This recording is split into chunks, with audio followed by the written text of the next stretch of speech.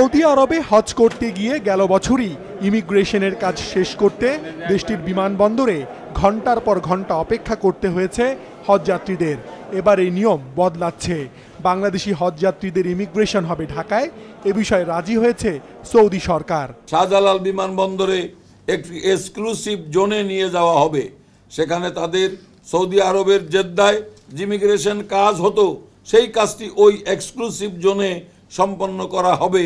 এর ফলে বাংলাদেশের হজযাত্রীদের জেদ্দার বিমানবন্দরে ৬-৭ ঘন্টা অপেক্ষা করার বিড়ম্বনা লাঘব হবে। ঢাকায় একবারে ইমিগ্রেশনের কাজ শেষ করতে হজযাত্রীদের ১০ আঙ্গুলের ছাপ নেওয়া শুরু হবে শিগগিরই। এজন্য ৮টি বিভাগীয় শহরের জেলা প্রশাসকদের কার্যালয়ে বসছে সৌদি আরবের কারিগরি প্রতিনিধি দল।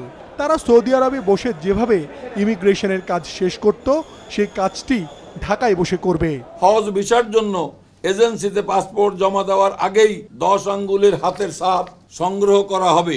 ওই জেলা সদরেই আমরা ওটাকে কেন্দ্রস্থল করে এই জিনিসটা যেন সুন্দরভাবে যাতে হয় এভাবে আমরা চেষ্টা করি। বাংলাদেশ থেকে এবছর হজ করতে যাবেন ১,২৭,১৯৮ জন। সিদ্ধান্ত অনুযায়ী এর মধ্যে যারা হজ ফ্লাইটে সৌদি যাবেন তাদের ইমিগ্রেশন এবছর ঢাকায় হবে। বাকি ২৫ থেকে ৩৫ হাজার হজযাত্রী যারা নিয়মিত ফ্লাইটে যাবেন তাদের ইমিগ্রেশন সৌদিতেই হবে। আমাদের জন্য একটু কষ্ট হবে, আগেই স্বীকার একটু কষ্ট হবে। কেন এত সহজে এত সকলে এত বিশাল আয়োজন এটা আমরা আশা করি নাই।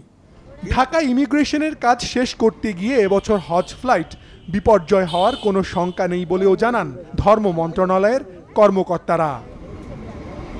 মাশরুক রাহাত, মাছরাঙা সংবাদ, ঢাকা।